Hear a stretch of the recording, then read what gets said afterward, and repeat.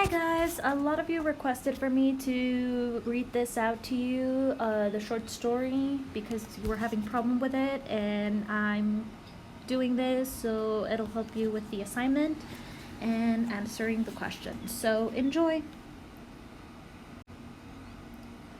She wanted to invent something, my mother. There was a period after we arrived in this country, until 5 or so years later, when my mother was inventing. They were never pressing, global needs she was addressing with her pencil and pad. She would have said that was for men to do, rockets and engines that ran on gasoline and turned the wheels of the world. She was just fuzzing with little house things. Don't mind her. She always invented at night, after settling her house down. On his side of the bed, my father would be conked out for an hour already, his Spanish newspaper draped over his chest, his glasses propped up on his bedside table, looking out eerily at the darkened room like a disembodied guard. But in her lighted corner, like some devoted scholar burning the midnight oil, my mother was inventing. Sheets pulled to her lap, pillows propped up behind her reading glasses riding the bridge of her nose like a schoolmarm's. On her lap lay one of those innumerable pads of paper my father always brought home from his office. Compliments of some pharmaceutical company advertising tranquilizers or antibiotics or skin cream. In her other hand, my mother held a pencil that looked like a pen with little cylinder of lead inside.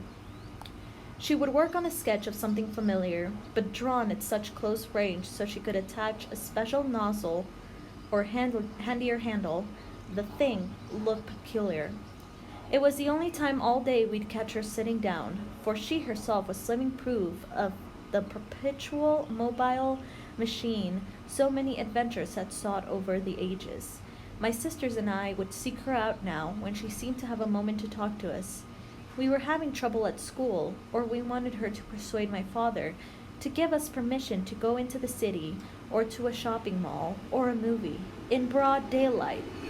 My mother would wave us out.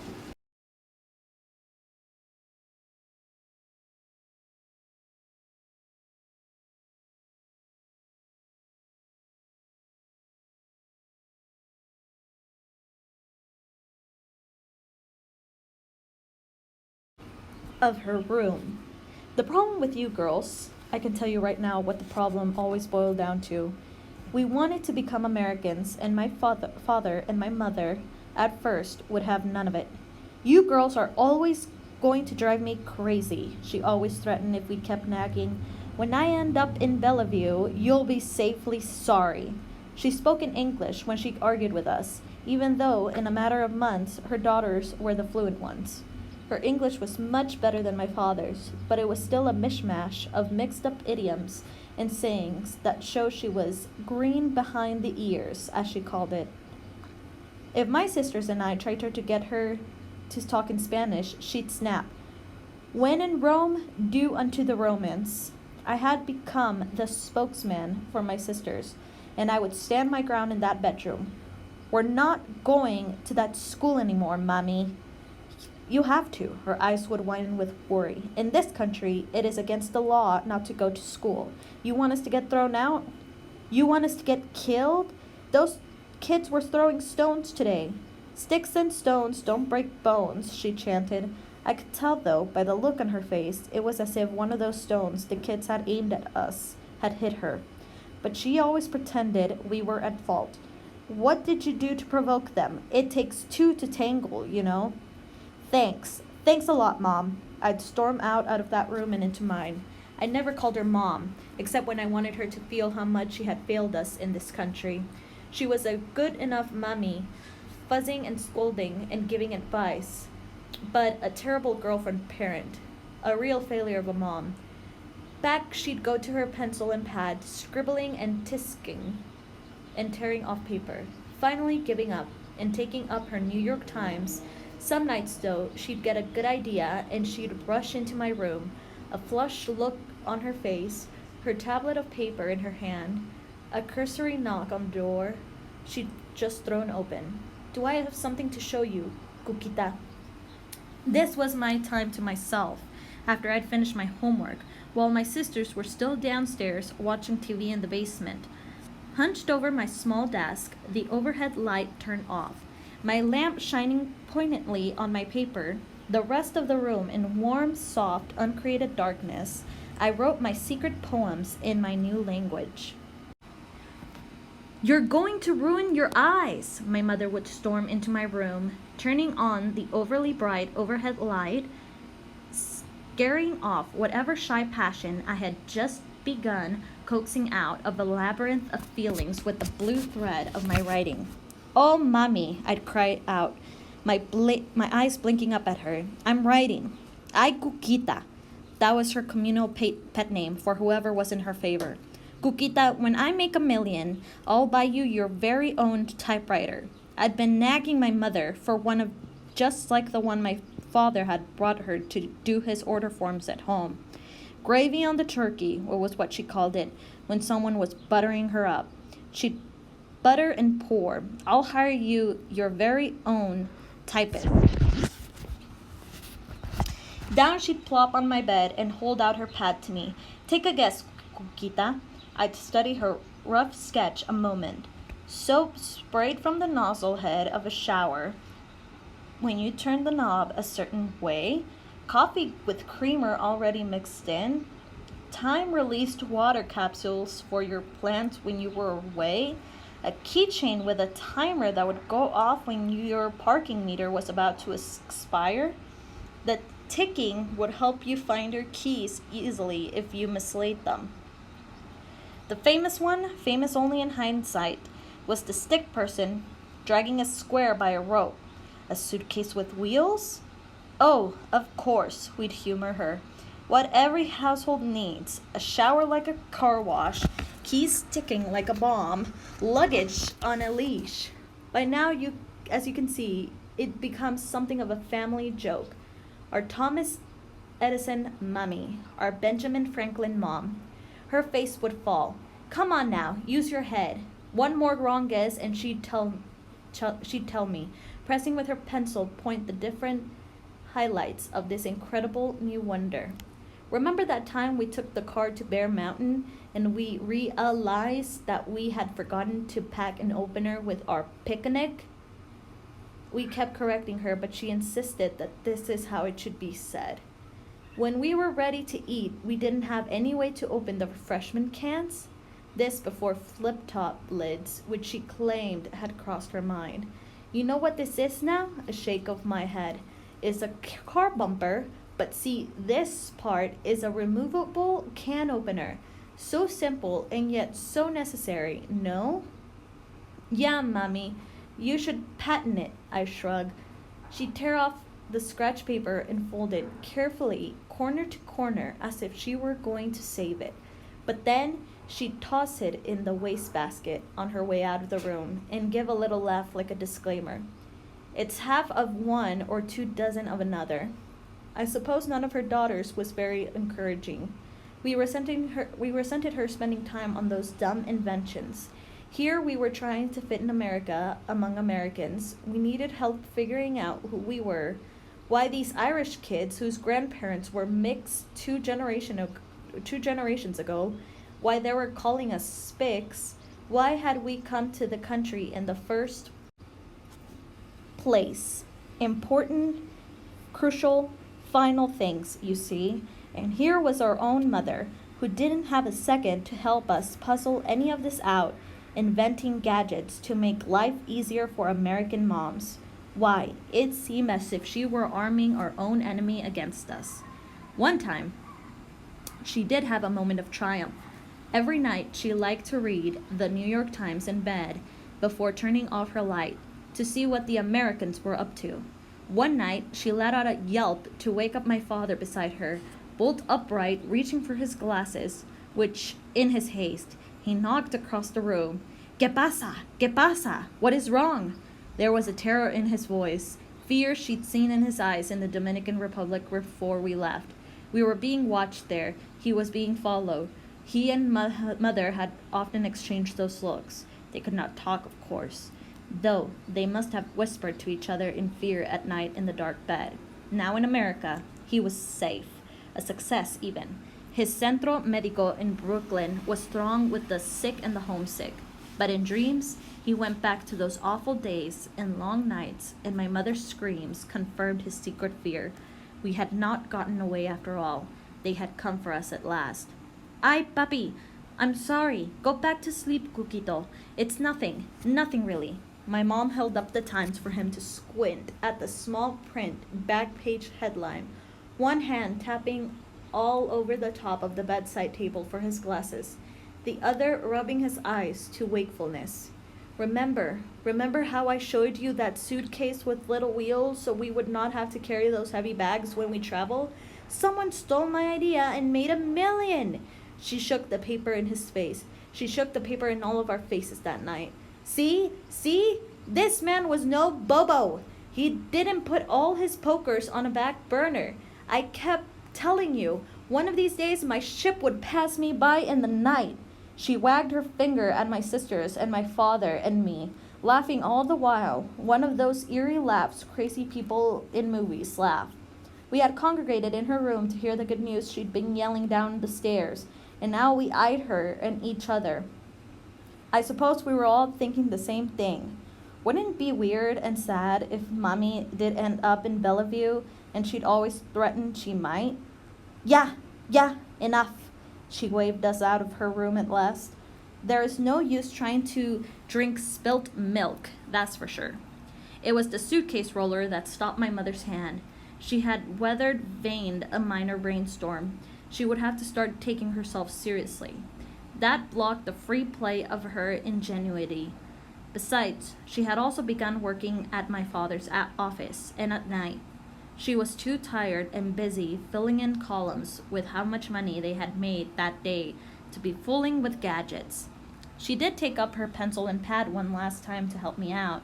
In 9th grade, I was chosen by my English teacher, Sister Mary Joseph, to deliver the Teacher's Day address at the school assembly. Back in the Dominican Republic, I was a terrible student. No one could ever get me to sit down to a book.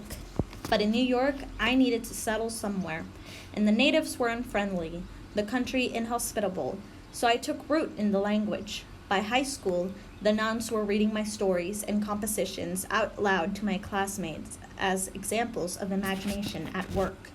This time, my imagination jammed. At first, I didn't want, and then I couldn't seem to write that speech. I supposed I should have thought of it as a great honor, as my father called it. But I was mortified. I still had a pronounced lilt to my accent, and I did not like to speak in public, subjecting myself to my classmates' ridicule. Recently, they had begun to warm toward my sisters and me, and it took no great figuring to see that to deliver a eulogy for a convent full of crazy old overweight nuns was no way to endear myself to the members of my class. But I didn't know how to get out of it. Week after week, I sit down, hoping to polish off some quick, non-committal little speech. I couldn't get anything down. The weekend, before our Monday morning assembly, I went into a panic. My mother would just have to call in and say I was in the hospital, in a coma. I was in the Dominican Republic. Yeah, that was it. Recently, my father had been talking about going back home to live. My mother tried to calm me down. Just remember how Mr. Lincoln couldn't think of anything to say at the Gettysburg. But then, bang! 4 and once upon a time ago, she began reciting. Her version of history was half invention and half truths and whatever else she needed to prove a point. Something is going to come if you'll just relax. You'll see. Like the Americans say, necessity is the daughter of invention. I'll help you. All weekend, she kept coming into my room with help. Please, Mommy, just leave me alone, please, I pleaded with her. But I'd get rid of the goose only to have to contend with the gander. My father kept poking his head in the door just to see if I had fulfilled my obligations, a phrase he'd used when we were a little younger, and he'd checked to see whether we had gone to the bathroom before a car trip. Several times that weekend around the supper table, he'd recite his valedictorian speech from when he graduated from high school. He'd give me pointers on delivery, on the great orators and their tricks. Humbleness and praise and falling silent with great emotion were his favorites. My mother sat across the table, the only one who seemed to be listening to him. My sisters and I were forgetting a lot of our Spanish, and my father's formal, florid diction was even harder to understand.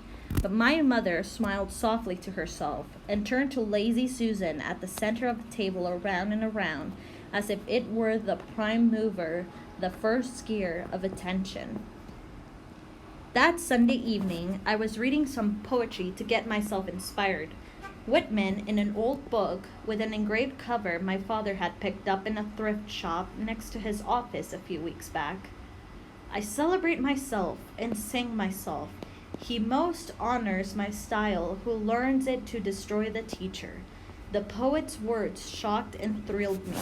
I had gotten used to the nuns, a literature of appropriate sentiments, poems with a message, expurgated text.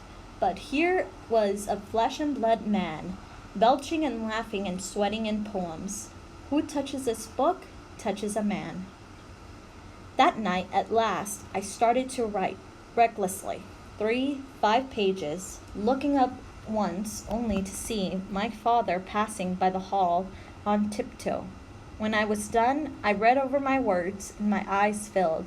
I finally sounded like myself in English. As soon as I had finished that first draft, I called my mother to my room.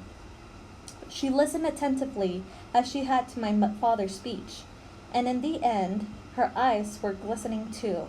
Her face was soft and warm and proud. That is a beautiful, beautiful speech, Kukita. I want for your father to hear it before he goes to sleep. Then I will type it for you, all right? Down the hall we went, the two of us, faces flushed with accomplishment, into the master bedroom where my father was propped up on his pillows, still awake, reading the Dominican papers, already days old. He had become interested in his country's fate again. The dictatorship had been toppled. The interim government was going to hold the first free elections in 30 years. There was still some question in his mind whether or not we might want to move back. History was in the making. Freedom and hope were in the air again, but my mother had got used to the life here. She did not want to go back to the old country, where she was only a wife and a mother, and a failed one at that, since she had never had the required son. She did not come straight out and disagree with my father's plans. Instead, she fussed with him about reading the papers in bed, soiling those sheets with those poorly printed foreign tabloids. The Times is not that bad, she'd claim if my father tried to humor her by saying they shared the same dirty habit. The minute my father saw my mother and me filing in, he put his paper down, and his face brightened as if at long last his wife had delivered a son, and that was the news we were bringing him. His teeth were already grinning from the glass of water next to his bedside lamp, so he lisped when he said, speech, speech. It is so beautiful, Papi, my mother previewed him, turning the sound off on his TV. She sat down at the foot of the bed. I stood before both of them, blocking their views of the soldiers and helicopters landing amid silenced gun reports and explosions.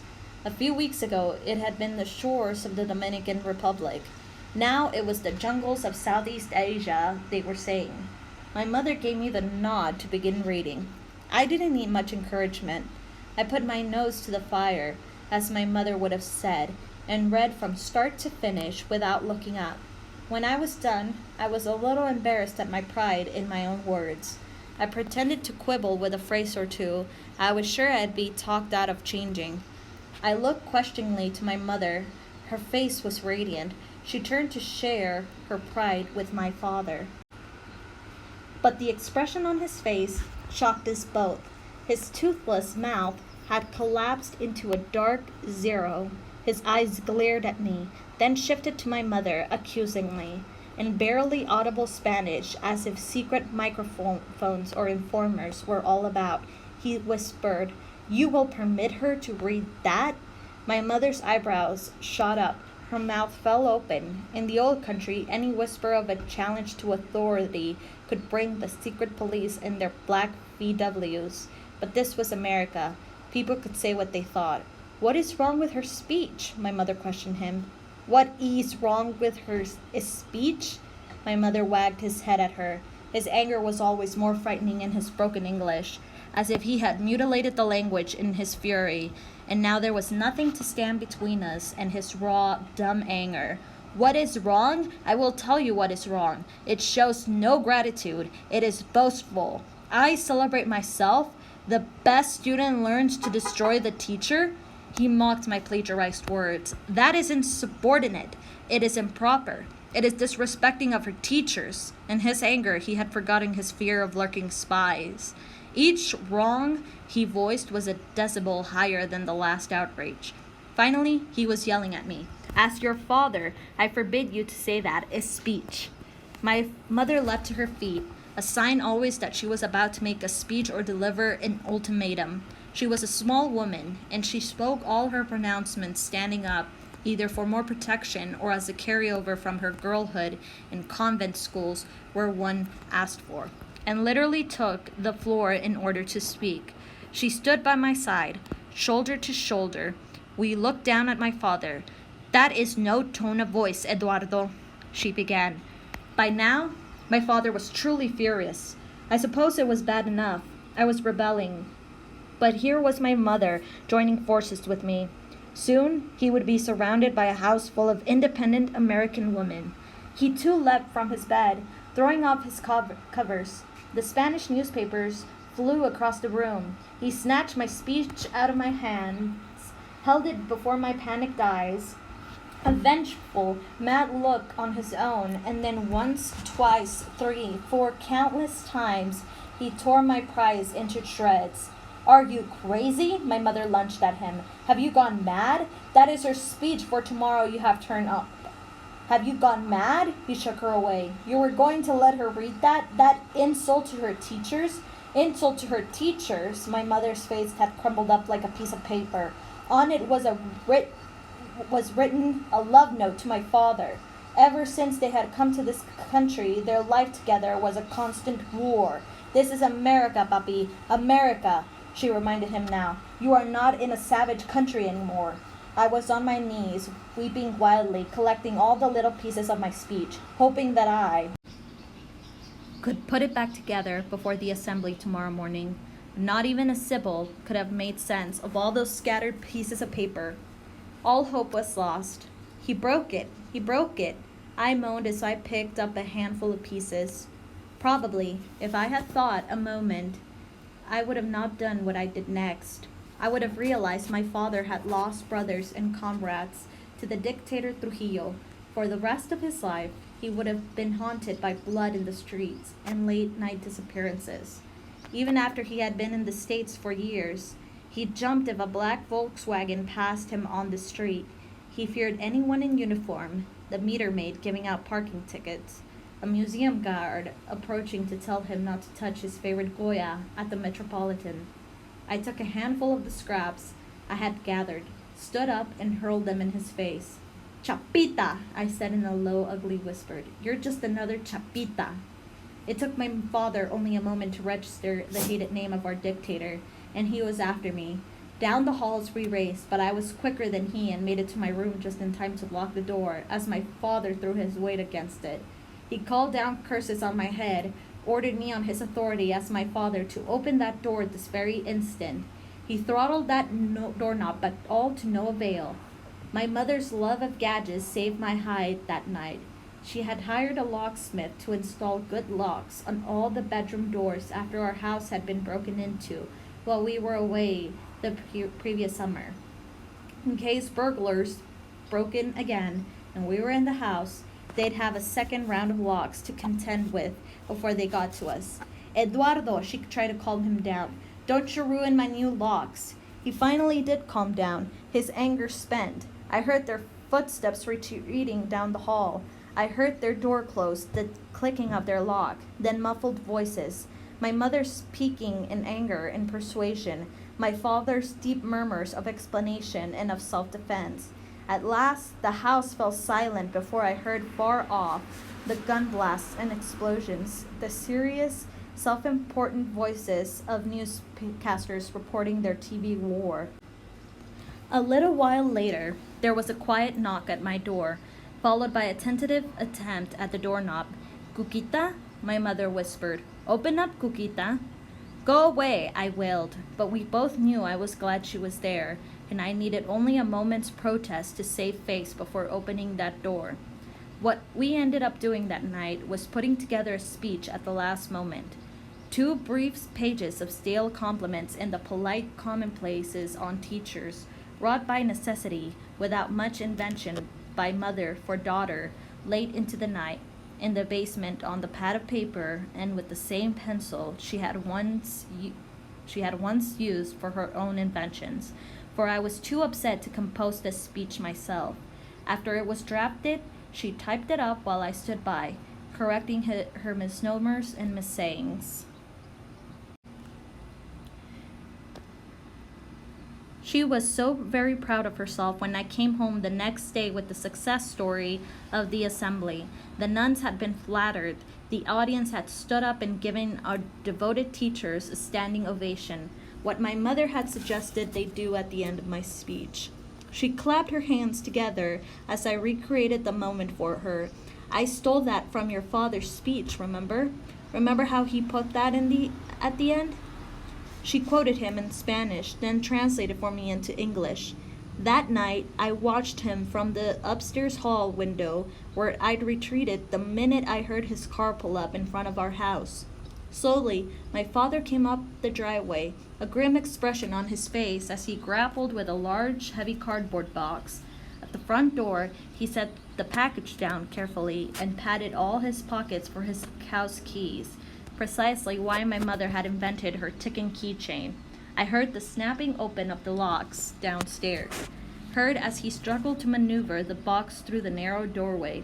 Then he called my name several times, but I would not answer him. "My daughter, your father, he loved you very much," he explained from the bottom of the stairs. "He just wanted to protect you." Finally, my mother came up and pleaded with me to go down and reconcile with him. "Your father did not mean to harm. You must pardon him. And always, it is better to let bygones be forgotten, no?" I guess she was right. Downstairs, I found him setting up a brand new electric typewriter on the kitchen table. It was even better than the one I'd been begging to get like my mother's. My father had outdone himself with all the extra features. A plastic carrying case with my initials in decals below the handle, a brace to lift the paper upright while I typed, an erase cartridge, an automatic margin tab, a plastic hood like a toaster cover to keep the dust away. Not even my mother, I think, could have invented such a machine. But her inventing days were over, just as mine were starting up with my school-wide success. That's why I've always thought of that speech my mother wrote for me as her last invention, rather than the suitcase rollers everyone else in the family remembers. It was as if she had passed on to me her pencil and pad and said, "Okay, Cuquita, here's the buck. You give it a shot." Thanks for reading, guys. I hope you enjoyed it, and I hope it helps in any way. Have a good weekend.